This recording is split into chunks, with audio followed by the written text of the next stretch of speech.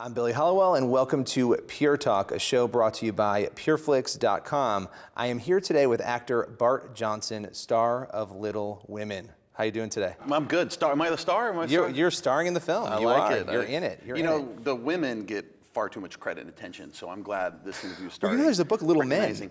Is that true? There's a follow-up. Apparently, the author in the 1800s wrote a book, Little Men. I never even knew that until this week. Really? Same author? Same author. It's the Let's sequel to Little Women. I don't think it'll ever happen, but I don't think the book was popular. It's probably terrible.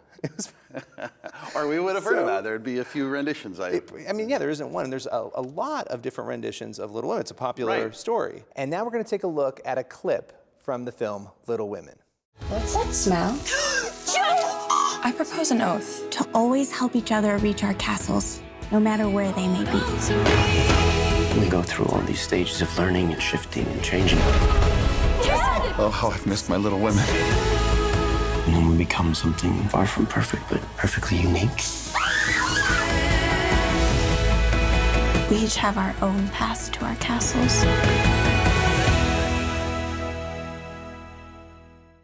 So you play Papa March.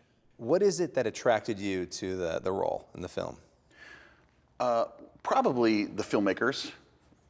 Claire, who wrote and directed this film, along with her friend Christy, they have really great sensibilities for character and actors, and that probably was the most interesting thing to me because I knew it was a smaller budget film, so they're going to have a lot of constraints, and when you have a budget like that, it could pay off or it could kick you in the butt. And I knew these guys, they would care a lot about the characters and the relationships, and we'd spend more time with those elements. So for me as an actor, that's great. Well, you also have that extra added element. You talk about it being a modern adaptation. You're taking a story from the 1800s that was a popular book, and you're bringing that into 2018. You're bringing it into modern times. There's a lot of character development, I would imagine, to take those beloved characters and bring them into a modern adaptation.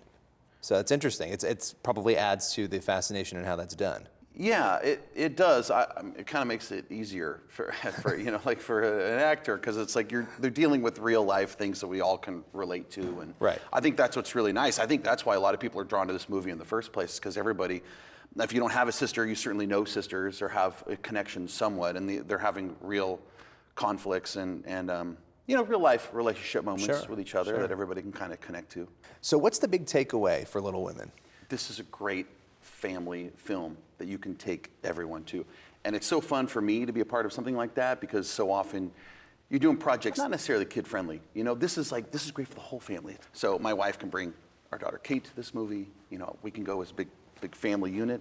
So it's fun to see those family dynamics too play out on screen, because we can all relate to them. Right, so being able to see that and learn from it and reflect on our own, relationships in our families is a healthy thing too. Right. This connects with you. Exactly. Yeah. And the nice thing is that on September 28th, everybody coming up here is going to have a chance to see it, including me, including you. September 28th, I will be there. Actually, I think I get to see it a couple days before. You get to see it before, of course. Yeah, but I'm super excited about it because everything I've seen so far has been really, really beautiful.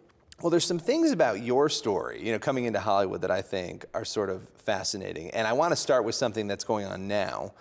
You had a few years back, and I don't know the exact timeline, but you had something called the Johnson Mill out in Utah. Your family, your parents had started this, and it was a bed and breakfast. So tell me a little bit about that, and tell me what's going on at this location now. Okay, so I grew up in Hollywood. My mom was a hairstylist for Mork and Mindy, Brady Bunch, Charlie's Angels. So I kind of grew up around the movie business.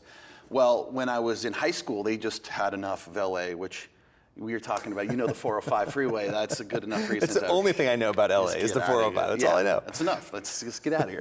No, traffic is the worst part of LA. A lot of beautiful things in LA. Traffic's not one of them. You don't say. Oh my gosh. It kills me. So we moved up to Utah, and we bought this old flour mill. It's like a 125-year-old flour mill. It sits on a 40-foot waterfall right on the Pearl River. It's beautiful. And my parents converted this into a bed and breakfast. So they ran it for about 10 years. And then when they were kind of done running it, I bought it from the family. And so I ran it for 12 years. So from LA, which was... How did that work? Oh, wow. It's terrible idea. I loved it because it's a very romantic idea of having this bed and breakfast. And it really was. It was a beautiful thing. incredible. I've had so many like beautiful stories of weddings and people being engaged and having anniversaries. I mean, it's really, really, really special. But it's also a lot of work. And I'm down here like, You're working. You're in Hollywood. You're grinding working away exactly. as an actor, and I'm like, yeah, I can't be two places at once. It's very hard. So, but I loved it. It was really incredible. And then there was there's this change that happens, right? And I don't want to. I guess I will spoil it. And I will say it's you've converted this into a substance abuse treatment center, which when I first read about this, I thought this is really an incredible thing. What for you made you make that decision to say, okay, we're going to go from this for-profit bed and breakfast that you love, you have good memories at, and turn it into something that really could help people? It was a really hard decision, really. It was the hardest decision maybe I've ever had to make in my life. One of the things people always said to us is, your place is so healing. Like it feels so special. We have all the water and a big water wheel turning, and it's just very peaceful. And people say, it's so healing here. And I always thought, that's pretty neat that people can come away on a vacation and feel like they're healed. And then one day, out of the blue, an opportunity came knocking on our door to open a facility. And I never thought of it myself until it presented itself. And I thought, oh my gosh, this property, is it meant to heal people? And is there a bigger purpose for this? It really felt like, I mean, we're talking about a piece of dirt, right? But it's really special. And I found myself asking with all sincerity, like, is there a higher purpose for this special place? So now we have people staying there who are in really desperate situations, and this is saving their life. There's a lot of people there that are, they're in real trouble, and they're being helped. And that means a great deal to me. What is that like for you? I mean, you think about this. It's a Hollywood actor, right, who's taking this beautiful place and really giving it over to something that is pretty selfless to help other people. What are some of the stories you've seen come out of that? Well, it's interesting because just the way I was raised, I've never had a sip of alcohol, never smoked a cigarette, never done any drugs in real life. So I don't really have a story of personal conflict of like, I was helped and now I need help. I was kind of helped in a different way. You know, I was helped by avoiding those kind of pitfalls. And now like the fact that I can be involved and help people that weren't so fortunate. I feel like I was very fortunate. I just get to avoid all that stuff that I know some people, it's not a pitfall for everybody, obviously. But obviously it's caused a lot of pain in a lot of people's lives. And now to be able to have that in my life, it's a gift. Well, and it's interesting to me that you say you've never, drank, you never smoked, and there's a perception of Hollywood that exists out there, I think in the outside world, of it being a place where people are just endlessly partying and there aren't a lot of values, and that's not obviously always true, but that's the perception. And in your case, talking about growing up in Hollywood, right, with parents, mother who was working on sets, we were talking off camera before, and you said you're kind of like the kid in the makeup, area hanging out, right? So what was that childhood like, and how did you avoid those pitfalls after that? What were the things that helped you do that? Well, that's a great question. Yeah, I was the kid in the makeup trailer sitting in the corner and kind of, I wasn't exposed to any of that stuff as a kid, obviously. And then when I moved out of LA in high school, I was removed from all that. So I think I got, I had a really nice foundation from my parents, and I thank them. Bob and Char, they're the ones that Bob and Char made any good that's happening here. It all comes from Bob and Char. So when I came back, and started working when I was 21, is really when I started working as an actor. I was already pretty headstrong on, I had a lifetime of like, I've avoided this so far, might as well keep avoiding it now, and I'm so glad I did. It just gave me a fresh perspective on all that stuff. So when I would see it, it was a little shocking, and when I saw people in trouble with it, it was even more shocking. Are people ever surprised in Hollywood when they hear what you're doing on the side with this treatment center? I think they are. I think they are. I mean, people are always shocked that I don't drink still. But people are very cool about it. Actually, it's not anything. I don't think it's not anything like you would think. Like peer pressure would be, or Sure. whatever. I'd be out at a premiere or a club or something, and they say, "Wait a minute, you don't drink?" I'm like, "No." Like, That's so cool, man. Tell me, like, what's that all about? Like, never? You've never? You know, so, I mean, people are very cool about it, I think. It's not like it used to be, maybe? Right, it's not like a weird thing. I mean, it's such a social thing, drinking wine or whatever, you know, but to not do it. And I think people would be surprised by that reaction. They would assume, well, in Hollywood, you have to drink or you have to do these things. But the added element that I think is fascinating is that here you are, again, with this treatment center, helping people who have had difficulties because of when those things get out of control in their life. How many people stay at that facility? Well, we can service up to 24 people. We have 12 bedrooms up there. It sits on almost 30 acres. It's right on the Provo River, which is all blue ribbon fly fishing, so you kind of have a real connection to nature. So there's like, for that amount of people, it just feels very open, it's very secluded, very private, and it's good. A lot of these people have not connected to nature, you know.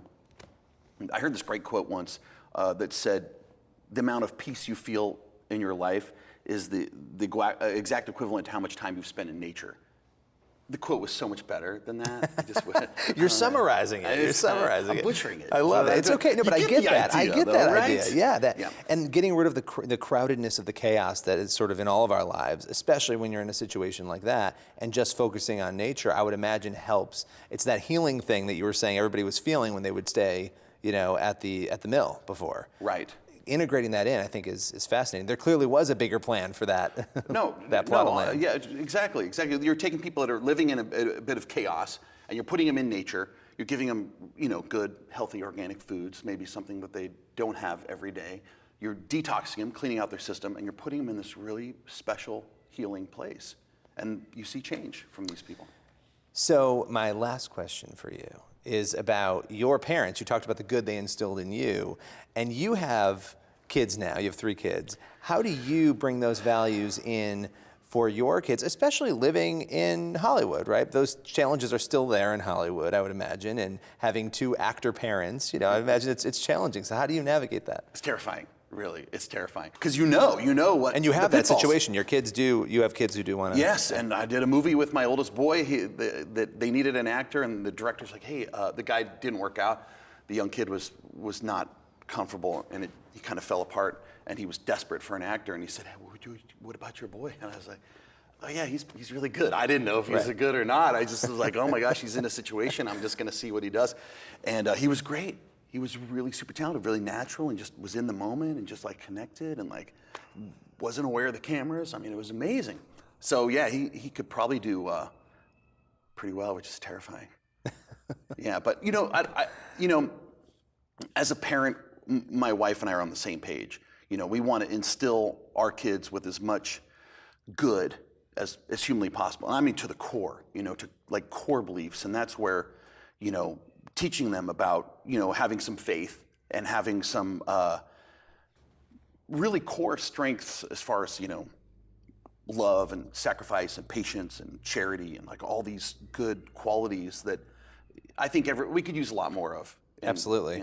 In our world that we live in. Especially nowadays, it feels like there's a lot of division, and letting your kids kind of know who they are, right? Solidifying who they are, helping them understand that, and building that baseline, which is great. And not every family has as much. You guys have a lot going on in the fame front, right? There's a lot of actors in your family. There's so they're around that, but that might be a really healthy thing too, seeing people live that out in the right way. So I love that. Yeah, I mean, you try to be a good role model, and you really got to watch yourself, because, you know, what's that great quote? You know, your actions speak so loud, I can't hear what you're saying. You know, and I believe that. Like they're watching. You know, kids are clever. They know what's up, and you can't fake it, and you can't tell your kids, do what I say, don't do what I do. Exactly. You know, they don't, because they want to do what dad's doing. They want to do what mom's doing. You know. Exactly. They want to be that person. So you gotta be careful, man. Well, I love it. Take responsibility. I love it. It is a big responsibility. This has been a great conversation. I appreciate you coming down today. Thanks, Billy. Pleasure's mine. Everyone else, thanks for tuning in to this week's Pure Talk. You can tune in next Sunday at facebook.com/pureflix. Here's the deal. PureFlix.com has 6,500 titles you can watch right now. That's way too many to show you in just 90 seconds, but you know what? Here we go.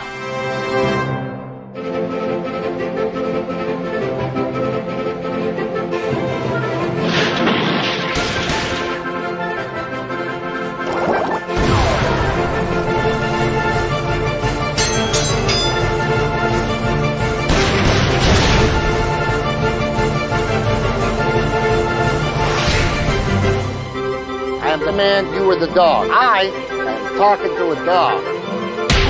How many times do you know the directions to your house, but you listening to the phone?